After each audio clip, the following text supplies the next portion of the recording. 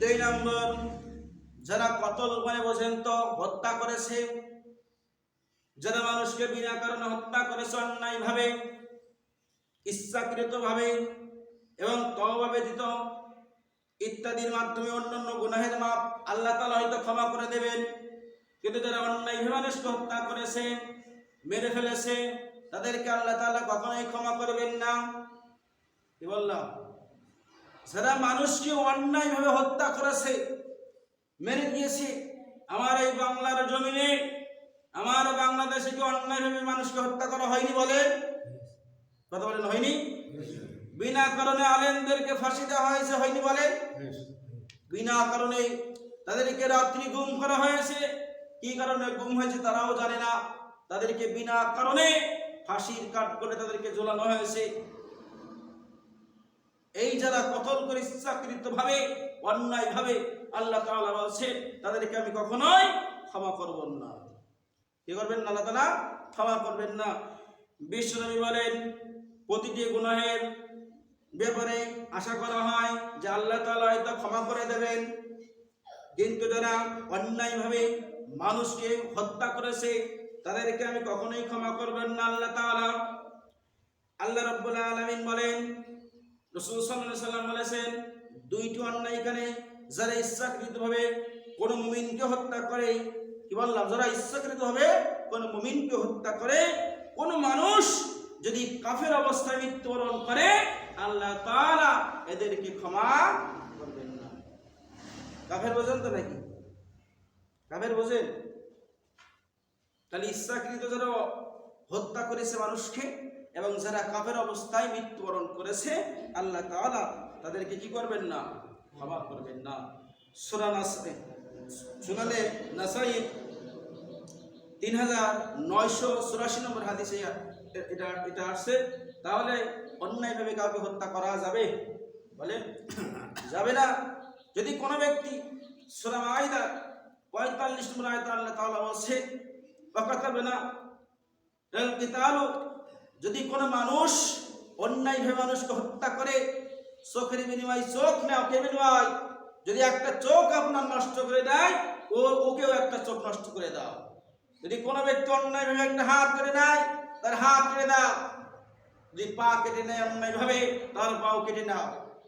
অন্যায়ভাবে যদি কাউকে হত্যা করে, তাকে হত্যা করে দাও।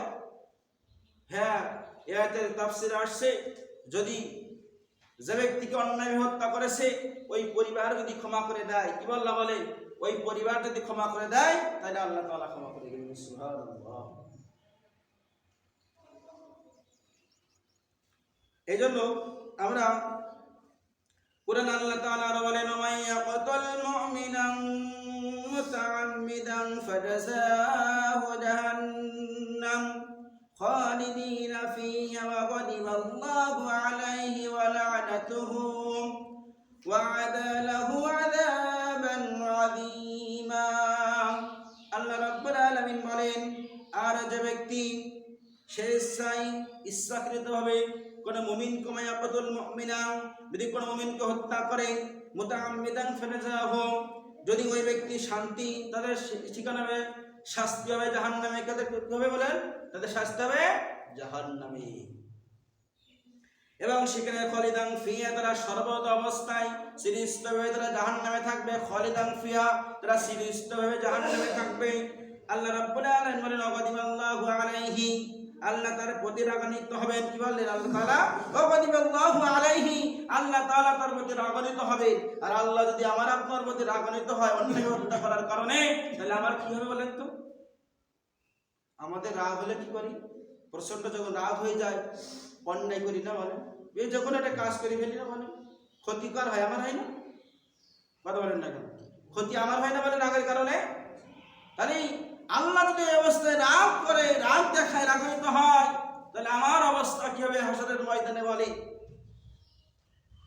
দুনিয়াতে রাগ দেখালে যার রাগ আছে তার ঈমান নষ্ট হয়ে যায়। কি হয়ে যায়? যার রাগ আছে কি হয়ে যায়? কথা বলেন না কেন? ঈমান নষ্ট হয়ে যায়।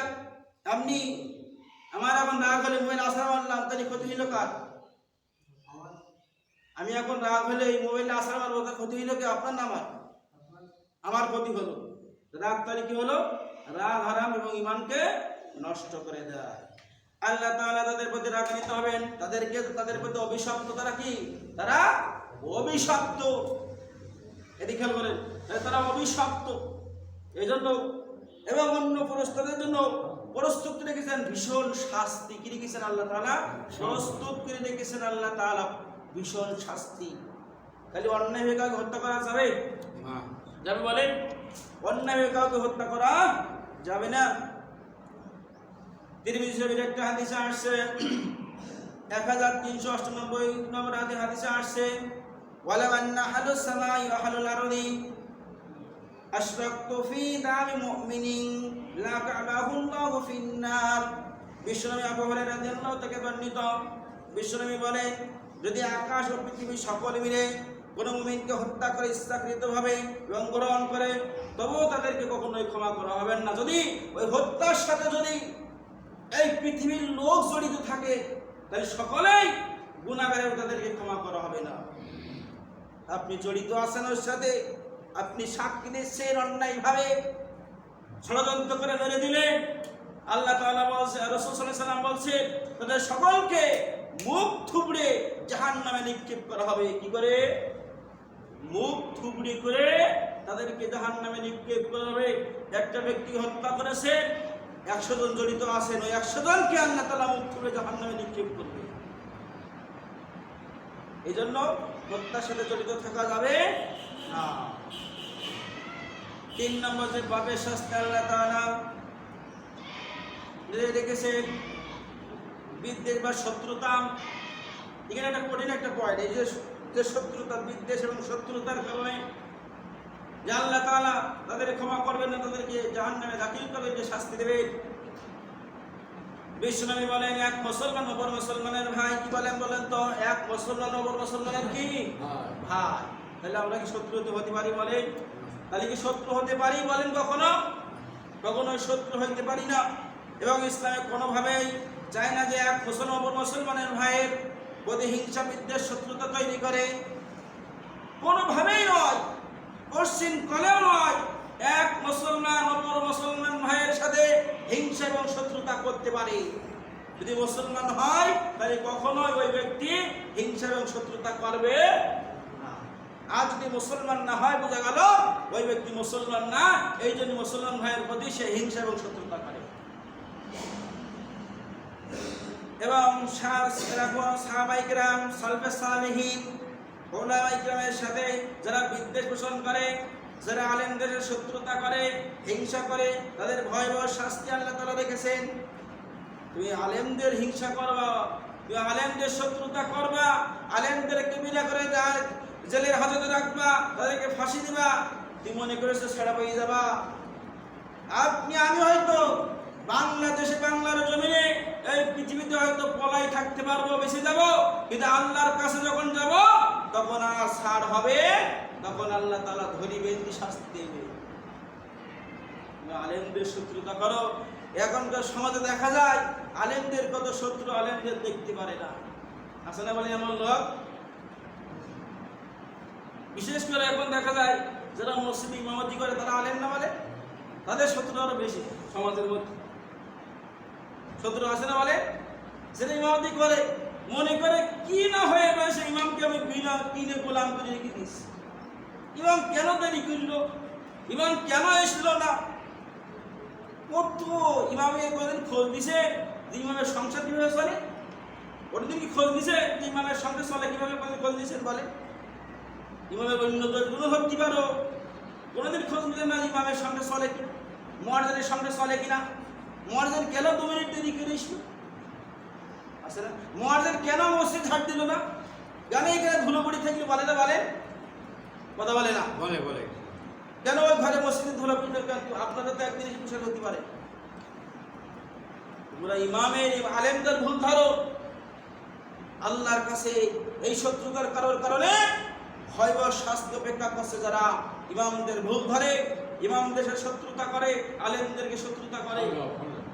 চিন্তা করেন না যে আমি একটা কথা বলি দিলাম, চিন্তা করলাম না যে আপনার একটা কথাই তো ইমাম কষ্ট পাইতে পারে, মুয়াজ্জিন তো কষ্ট পাইতে পারে, আসলে ভাই এই জন্য খবরদার খবরদার সালফে সালেহীন আলেম উলামা ও ইমাম মার্জনদের সাথে কখনো খারাপ ব্যবহার করবেন না, হিংসা করবেন না, শত্রুতা করবেন না। যদি করেন আল্লাহ তাআলা বলছে তাদের জন্য ভয়াবহ শাস্তি আমি আল্লাহ তাআলা অপেক্ষা করছে তাদের জন্য। এবং আল্লাহ তাআলা বিশ্বনবী বলেন, এবং হাদিস তো বলার বেলা সময় নেই, প্রতি সোমবার এবং বৃহস্পতিবার দিন জান্নাতের দরজা খুলে দেওয়া হবে। সুবহানাল্লাহ।